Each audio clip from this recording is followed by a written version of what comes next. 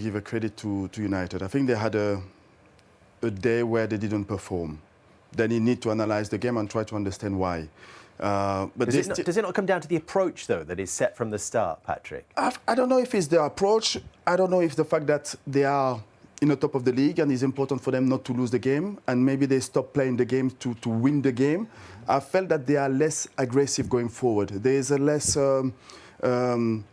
energy in the team, and I think that is the change that I saw from Arsenal. But they're still top of the table. They still have 4 points clear. So it's important for them to stay calm, to stay composed, and to go back to basics. And go back to basics is like approaching the games, being on the field, and try to win games. Play to win the games. And you can lose games, but I think the disappointment today is that they didn't perform. They didn't play at the level that we all know they can do. So that is, I think, the frustration from myself and I think from the manager as well. Patrick said at half-time that Arsenal need to be braver in the second half, but I don't know if you would feel like that they have to be braver overall.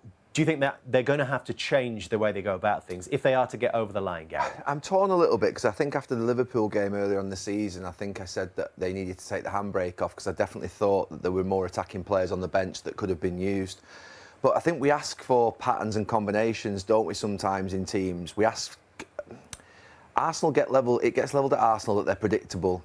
But actually, it's what you actually want in the attacks from a good team. So you can almost, when City are playing really well under Pep Guardiola, or any team playing really well, you see repeat patterns and repeat combinations. So you see a lot of what they're going to... You know what Ødegaard's going to do, you know what Saka's going to do, you know what Trossard's going to do, which is a good thing in some ways. But also, if it doesn't go well, then you say it's predictable. And there's a bit of that with Arsenal. What I would say is the more instinctive players that they have, like Eze, Martinelli, Madueke, he's gone for the more positional players like Ødegaard, Trossard today, rather than those more instinctive players. And then when they've obviously gone 2-1 down, he's had to bring some of them on. But I would have liked to have seen Martinelli, Madueke and Eze come on all at once and just almost in some ways just go for it.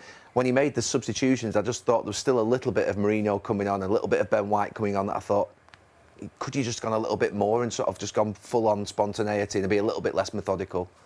People are starting to talk about the attacking numbers when it comes to Arsenal's forwards, all of whom are struggling to contribute what you would probably expect of a team that's chasing honours on 4 different fronts, don't forget. Bukayo Saka not scored now in his last 13 in all competitions. Gyökeres without a non-penalty goal in his last 11 in the league. Martinelli not scored in his last 13 Premier League appearances. Madueke hasn't scored yet here. They recycle it a lot, don't they?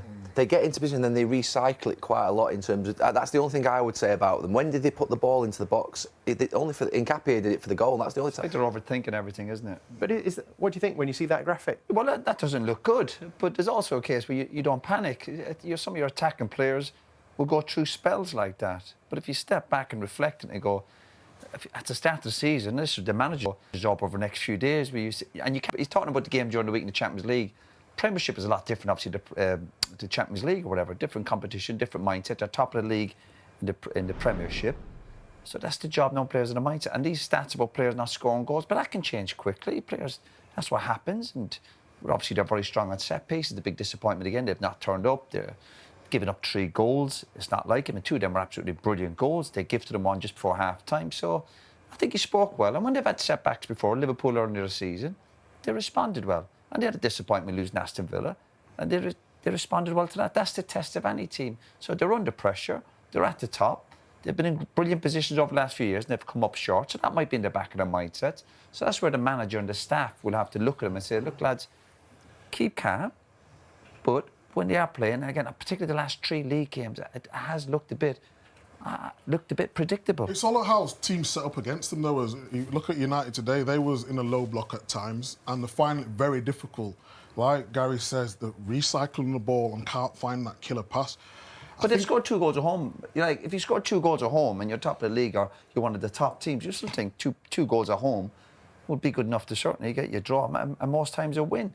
When we were at United, we were trying to go for league titles. The second half of the season, the manager used to always say to us, lads, you get 2 goals a game, you'll win the league. Because you're going to be pretty decent at the back. You're going to dominate panic though, can't they? They're the top of the league. We're talking about they've just given away massively. The 4 points still ahead. Yes, the psychological battle is United was a very dangerous important. game from today. It was I smelt it before the game today. United were always going to cause Arsenal problems. Everyone talked about the fact that Arsenal needed a number 9 to get over the line this season after 3 seasons finishing runner-up, and it hasn't really played out like that in terms of the numbers that have been produced across the season so far. The top scorers list has Gyökeres on 5. This is just the league. Trossard on 5, but own goals actually is the joint third top scorer. Again, Patrick, is that something that Arsenal don't need to worry about at this stage? Or would you expect 2 or 3 to burst from that pack and put the numbers on the board to get Arsenal over the line? I don't think you need to be worried. Of course, it's a concern because you want your number 9 to score goals to be like 2 figures. And that's not the case. And it is the concern. But you're still in the top of the league. So if you're in the top of the league, that means you're doing something good. So there's a collective game, and I think it's quite interesting to see so many other players with 4 goals, 5 goals. What they need, I think, it's how you can create for your number 9, how you can put your number 9 in a better position to create those chances and to score goals. By doing that is maybe to put more the ball inside the box. Sometimes I felt that, like Gary mentioned early on, they try to recycle the ball. And if you have this kind of physical presence, you need to put the balls inside the box because you never know. You can may score against, like an own goal you scored today. But I think they need to have more people inside the box. You need to put more the balls inside the box, especially when you are in the last 30 yards. The positive for Arsenal is that people have won the title before without having a 20-goal striker, which a lot of people always think you do need. But it's not the case. The team that won it after Arsenal's last title was Chelsea, 0-4-5, and Frank Lampard top scored for them with 13. 3 of those were penalties. Gundogan, when City won the title in 2021 with 13. And so the list goes on, Gary. Yeah, I mean, look, it can happen where you can get contributions from many different areas and you can get 8s and 10s from others from midfield. The one thing I would say about Arsenal being a striker, and it's similar sometimes with City when you watch Haaland, although he does get the goals to go with it, as Patrick's just said, you can't really picture what type of pass or cross Arsenal players play into the box that often. You know, with City back in the day, it used to be that De Bruyne and Silva would get to the byline and they'd get those pullbacks in and you'd see those types of goals that would be scored. With Arsenal at the moment, unless Saka comes in, you know, with a dribble and then he maybe just dinks one, I can't really see another picture of how you score goals, a lot of goals in this team, because other than set pieces, that's the only time really where you see balls getting put into the box directly. I think Arsenal are a little bit too deep tactically. So when they lose a ball, Saka and Martinelli or Trossard go really deep, and then when they try to go on the transition, Man United, especially today, are allowed to get back into positions. So you go to the wing, Saka's getting doubled up, you go over the other side, Trossard, and everything's moving too slow. You're looking for that intricate pass right over the top, and it's just not, they're all set. You can talk about Arsenal all you want, but United actually defended really well. If you want to get the ball from back to front, they've got to do it a lot quicker. As soon as Arsenal look the ball, there's many occasions today when there was too deep. As soon as they get the ball, then having to fight the way to get the ball forward. Everything was just a little bit too slow. Yeah, it was a nervous performance from them. Look at the first goal they gave away. Centre-halves pinging into someone who's usually comfortable on the ball. And there was that nervous tension in the stadium. The closer you get towards the end of the season, that'll just get worse. So at this moment in time, and going back to the Liverpool game as well, they're not dealing with that very well. You talk about getting strikers. Haaland's got 20, but I'd rather be in Arsenal position at the top of the table and be 4 or 5 points clear. Absolutely. But there's also a case of don't panic. If you look at the table and what Arsenal players have done and where they're heading towards and all the other competitions they're in, but when you're home and there's that expectation and your Man United are coming to town, deal with it. And they didn't deal with that expectation and pressure today. I want to ask Patrick about the nerves. Is it because it's been so long, do you think? And does that come from the stands? No, I think it's one of the reasons it's been so long that Arsenal didn't win the title. I think when you look at the majority of the players here, they want to win it so badly. And of course, they're feeling the pressure and the expectation from the fan. And it's about how do you manage that expectation. And they all want to win it, I think. So how do you manage that expectation? I think it's to go back to basics. It's about how do you get to top of the table. You get to top of the table, that means you've been playing in the right way, you've been really positive and not changing the attitude. And we know that Arsenal has been a long, long time that they didn't win the title. I think in the last couple of years, they managed to build this kind of experience, they bring quality players, and they have 2 good players in every position. So I think they have the squad to go and to win the title. But that's the hard part, isn't it? The last bit is always the hardest bit. Because they never did it, and I believe that the first time is always the most difficult one. Patrick, can I ask you about that? Because when I first won a title, I had very experienced players who'd already won the title, and when you came to Arsenal, '98 will have been your first title. Yeah. But you had Tony Adams in the team, you had Nigel Winterburn lead. How important were those players in settling everybody down? Because the Arsenal players haven't got a Tony Adams or a Nigel Winterburn. How important were they to you? Really, really important, especially when you're going through a difficult period. Because to win the title and to be playing well from the first to the last game of the season, it will never going to happen. It will have time and moment where you will lose a little bit of confidence and you're not playing well. So those kind of experiences are quite really important because they are the one who will keep the spirit higher and they're the one who will keep the togetherness together. And that is why, for me, they will be really important for Declan Rice to, because he's got the personality, he's an international player and he play with belief and he's got the strong personality on the field. So I think personally he will have a really important role to lift a little bit the mood of the team. And I think he will be. Today, don't it? He was quiet. He was quiet, but he was one of the best, I believe, on Arsenal side. I think he was the one who was going to challenges. He didn't play at his level, but I think he was the best Arsenal players today. Patrick, you obviously know Mikel Arteta, and you've been a manager as well. I was thinking actually doing the podcast after him, what will he be saying now and what would he be doing tomorrow morning to try and reset everything? What do you think he will be doing? I think first of all, I think what he will be doing is showing the table. You know, because you're still top of the league. So that means not everything is to throw away. Yeah. But at the same time, you have to analyze and to try to understand what did we do wrong to be losing points. And I think it's about making them understand how it's important to perform together as a team. But when you look at the performance of Arsenal's teams today, I think there is some key players who are not at their best. And that can be physical issues, that can be a lack of confidence. I don't think as a team they lost a lot, but I think the single players, individual players, not performing at that level to allow them to win games. I have to pick up on something you said right before the game today, Patrick, which was now or never for Arsenal in terms of winning the title this season. What did you mean by that? I think the team's been built in the last 5 years since Arteta was there, and you can see that the team's growing up year after year. I think Arteta in the last couple of years did a really good job. And I think they are today the best team in the Premier League. They are the best. When I say today or never, is because other teams are not doing well, and I think that's an advantage for Arsenal. They've been playing well since the beginning of the season. It will be sad to seeing them losing that kind of momentum. So that's why it's important to stick together, to create this togetherness to keep performing, because Liverpool are out of the title race.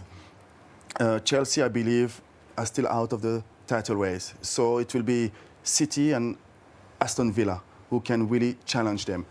But that's why I believe that is an important year for them. It does feel unthinkable, though, doesn't it, this season, that if they don't win it. It does feel a little bit like that. I understand what you mean by now or never, because it does feel like you've run that journey and you're getting closer, and then everyone falls away this season, which they have a little bit. City have never been as weak.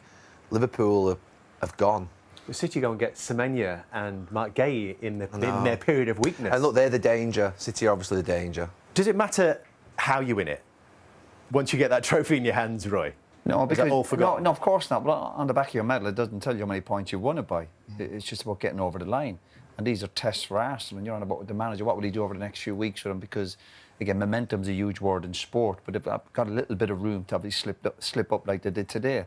So the manager and the staff jobs might be in the next week or two about taking it easy in training, a couple of days off. They got a busy schedule, games, obviously huge schedule coming up, big games coming up. And you say, how can you do them?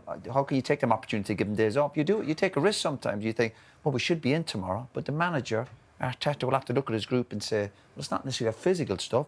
It's just mental. Mix things, train up a bit, lighten it up. But then again, you need your top lads performing. A few of them are just off it. They've got a gimme game, haven't they, on Wednesday? Is it Tuesday or Wednesday? They've got Wednesday. They've got a game in Europe, which obviously is not that important. But I think Leeds away next weekend's really important. Is it a case that when you're winning? But we played for great managers, and they were brave enough to give you days off. And there's a bravery in that because people think you should be in all the time. Though, is there? But that Leeds game's big. Next weekend. Yeah, they've got. He's got. I mean, look, he will prepare everything towards that Leeds game for his first 11. I think that game on sort of Wednesday will be. They'll want to win it because it's here in front of 60,000, but it definitely won't be a priority. Yeah, but I think as guests here, we're putting a lot of pressure on Arsenal. I understand they want to win it, but they are 4 points clear. In terms of we're saying, but we've just said though, Man City have not been performing at the level. Villa there or thereabouts, but other teams might slip up as well, you know. Of course, yeah. Or they might have had their slip-ups going back already. to Roy's point, end of the day, at the end of the season, it's about winning the title. We was there. We was up against your mob, United, and we had this disbelief going up against you, thinking, "Oh, they're going to do it again." And we had a few bad results. I remember one at Everton where Yaya Toure was AFCON, and inside the dressing room, we was thinking, "We've got no chance." And you have a bad result, like the guy said, it's how you react from it. It's not like Man City have gone 4 points clear. Arsenal still have a 4-point gap. So what if we're putting pressure on We're not putting pressure on them. We're not, the question was that Arsenal need to win. Arteta's doing a good job. He's been up against Slot with Klopp's team, wonderful team, and he's up Micah, against Pep, one of the best managers. No, I'm just saying. Every game with Arsenal, they must win. No, but everyone else is going to triple as Michael, well. to be fair, I've predicted Arsenal will win the league, but I think the fact that they've drawn against Liverpool, drawn against Notts Forest and lost against United is putting pressure on themselves. It's not us putting pressure on them. They've dropped basically in the last couple of weeks quite a few points. They've won 2 out of 9. So I don't think it's us putting pressure on them. I actually think Arsenal will win the league and they'll come through this. But it is right that there are questions asked right now because they've only won 2 out of 9 points against Liverpool, Forest and United, and I think questions will be asked. If they drop points at Leeds next week, further questions will be asked. It's natural. Would you still be confident, Patrick, of Arsenal winning the league right now? What do you mean? Well, Arsenal win the league. No, I still believe that I was expecting Arsenal to win the game today because at home against United, I was expecting them to win the game. And they didn't. I think that City had the difficult period. All those players will come back from injuries, and City will do really well, I believe, at the end of the season. You're not sounding confident here. It will be blue on blue. It's still really open. Which dressing room would you rather be in now?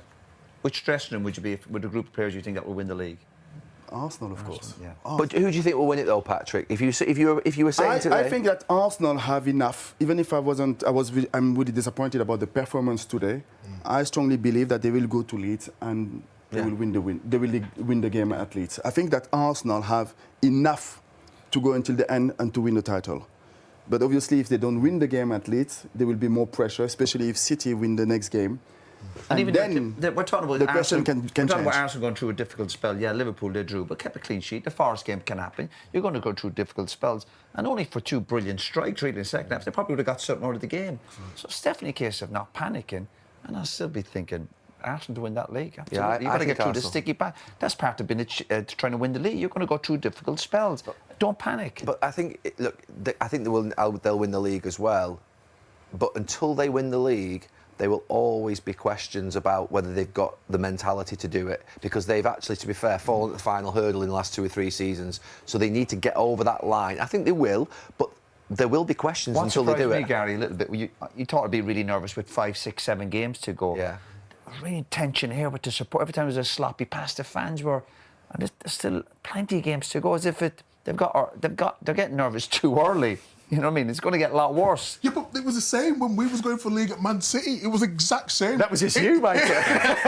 It's different for you guys at the time. If speaking frankly, you guys were certified winners. When you're going for that title, there's a different nervousness. Yeah, but that nervous energy, but that can drive you on, and a bit of fear. But when you have that, the whole idea when you're playing for Arsenal or Man United or big clubs, and you're playing in front of 60, 70,000, and everyone's nervous, then that's when you keep. Bravery is wanting the ball when you don't want it. We saw Arsenal players today really tented, nervous. But the reason you're playing for these big clubs is go, yeah, give it to me. I can deal with this. And they didn't do it today. Just one more on this, Patrick, because I'd love to know, with your invincible season, the last time Arsenal actually won the league, were you nervous about winning the title, or did you feel that that was home and hose? And actually, was the anxiety around dropping that unbeaten No, run? our confidence was too high. And we had the manager and the staff as well. This is why it will be really important for Mikel and his coaching staff to remain calm and compose and not to put more pressure than Gary can put. So was Gary. But it will be important. He's having a go at Gary Neville again, by the way. Let me at him. Listen, I see outside. That's enough in here. You know what a Roy. really good manager would do? Take him go-karting and have a chat. Yeah, paintballing. Always works. No, but to manage those difficult periods, and those difficult periods has to be quite really short. And that is why the manager and his staff, they will have a massive impact to play in the next couple of days. All right.